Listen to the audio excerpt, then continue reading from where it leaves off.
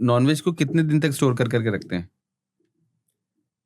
सबका अलग अलग रहता है। जैसे चिकन वगैरह हो गए तो 10 दिन 15 दिन, तो वो लोग डीप फ्रीज करके उसको भी 1 हफ्ता हो गया, कुछ कुछ चीज़ें श्रिम्स वगैरह हो गए, या 1 1 महीना भी रखते हैं। तो वो डिपेंड करता है कौन से इसकी बात कर रहे हो आप।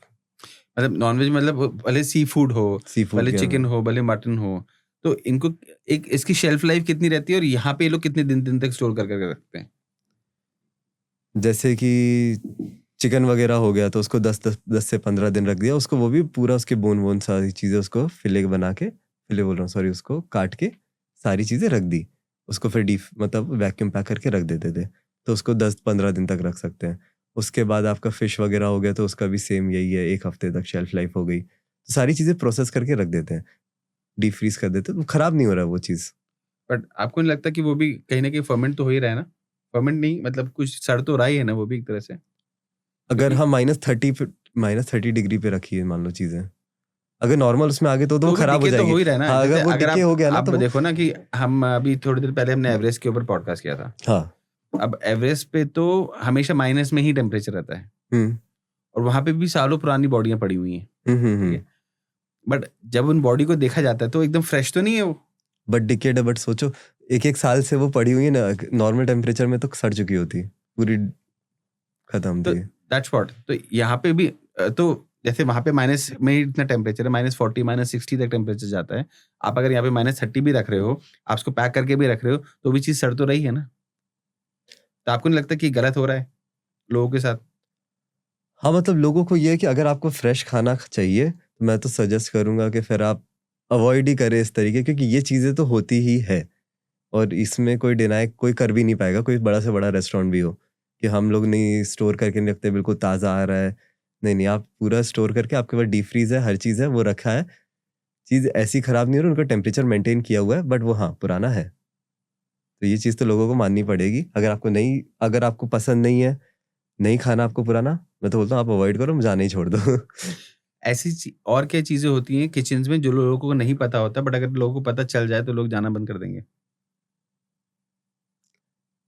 लोग जाना बंद कर देंगे। या खाना बंद कर देंगे? ये तो मेरे को लग रहा है ये वाली चीज़ जो आजकल मैं खाना बंद क्यों कर रहा हूँ, बिकॉज़ ऑफ ऑयल, जो मैंने आपको बताया था ना स्टार्टिंग में। बड़े रेस्टोरेंट का नहीं, बट नॉर्मल रेस्टोरेंट्स में जो ये ऑयल वाला कल्चर, ये जो चीज़ मेरे को पता थी, इस चक्कर में मैंने यार खाना बंद कर दिया है। क्योंकि पता नहीं किस तेल में तल रहे हैं, कौन-सा तेल यूज़ कर रहे हैं।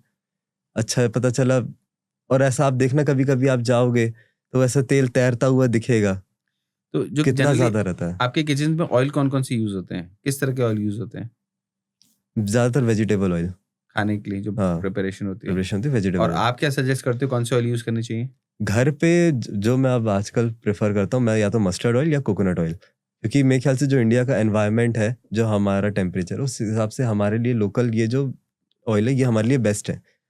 तो आप मस्टर्ड ऑयल यूज़ करें, कोकोनट ऑयल यूज़ करें। ऑलिव ऑयल मैं प्रेफ़र नहीं करता, क्योंकि ये अच्छा है, बट ये उनके वहाँ रीजन में उगता है, तो उनका शरीर उसके लिए अडैप्टेड है। हमारा शरीर इसके लिए अडैप्टेड है। और मस्टर्ड ऑयल, कोकोनट ऑयल, तो ये हम लोग अच्छे से पचा लेते हैं। तो यूज़ अच्छा होता है, हेल्दी है। और कोशिश करें कि अगर आपके आस-पास कोई जो कोल्ड प्रेस ऑयल निकालता हो, तो आप उसको यूज़ करें। जाके अपने सामने ऑयल निकलवाएँ। तो ऑलिव ऑयल को सिर्फ़ कच्चा ही खाना चाहिए या हम उसको डीप फ्राई भी के लिए भी यूज़ कर सकते हैं? डीप फ्राई में आप कर तो लोगे यूज़, पर उसकी न्यूट्रिशनल वैल्यू खत्म है, तो उसके 4000 खर्च क्यों कर तो रहे मतलब हम हो? पूड़ी नहीं बना सकते उसमें? पूड़ी मत ही बनाओ तो ज़्यादा अच्छा है। बट मैं बताता हूँ एक तरीका, मैंने बनाया था अभी वीडियो, एयर फ्राइड पूड़ी, ए जिसमें ज़ीरो ऑयल यूज़ है, एयर फ्रायर में बनाया एयर था? फ्रायर में। तो पूड़ी? पूड़ी को, तो आपको क्या करना है, पूड़ी को बेला जैसे बेलते हैं, उसको पानी में उबालना है। पानी में उबाल लिया, पर टेस्ट कितना वाहियात हो जाएगा उसका? अरे नहीं होगा, आप ट्राई करना, हेल्दी भी तो है, 1% ऑयल नहीं है।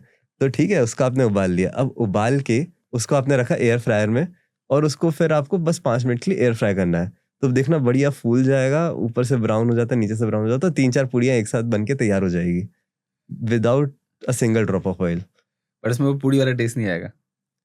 अरे आएगा, मतलब हाँ, वो थोड़ा ऐसे, वो जब पूड़ी ऐसे टच होती है, तेल ऐसे हाथ में लग जाता है, वो वाला नहीं आएगा। बट हेल्दी है। आजकल तो मैंने एक और चीज़, मतलब मैं नहीं, मेरी मम्मी, हाँ। तो मम्मी क्या करती हैं, सब्जियां उनने चालू किया बिना तेल का बनाना। या तो तेल करेंगी तो मस्टर्ड ऑयल यूज़ करेंगी, नहीं तो बिना तेल का। तो बिना तेल में उसमें बिना सब तेल की सब्ज़ी कैसे बनेगी? बिना तेल की बन जाती है। बिना तेल के एज इन उसमें आपने मसाले डाले, जीरा डाला, जीरा को आपने हल्का सा ड्राई रोस्ट कर ऑयल का लिया, रिप्लेसमेंट क्या लेके आते हो आप? पानी। आप उसमें मसालों को पानी में कुक कर रहे हो, तो आप क्या करते हो, जैसे कि आपने जीरा डाला, जीरा को अब भूनने की जगह आप हल्का सा ड्राई रोस्ट कर लिया तो वो भुन गया, फिर आपने उसमें सब्जियां डाल दिया, फिर आप मसाले डाल दो, तो मसाले डाल के आप उसमें पानी डाल दो, तो पानी के साथ मसाले थोड़े से पक जाएंगे, फिर आप इसमें सारी सब्जियां डालो, तो धीमे धीमे मतलब आप पानी डाल डाल के थोड़ा मसालों को कुक करो ताकि वो खुले अच्छे से। लोग बोलते हैं ना कि बिना ऑयल की कुकिंग नहीं कर सकते, कर सकते हैं, अगर आप चाहो तो बन सकता है। और एक कितना, एक स्पून में मेरे ख्याल से 50-60 कैलोरीज कितनी होती है? नहीं idea, I I am really हाँ, सॉरी। तो आई मतलब जितना मेरे को लग रहा है, एक स्पून या मेरे ख्याल एक टी स्पून में 70-80 ग्राम, ऐसा 70-80 कैलोरीज हो जाती है। तो सोच लो कितना कैलोरीज हो खा रहे हो आप एक दिन में।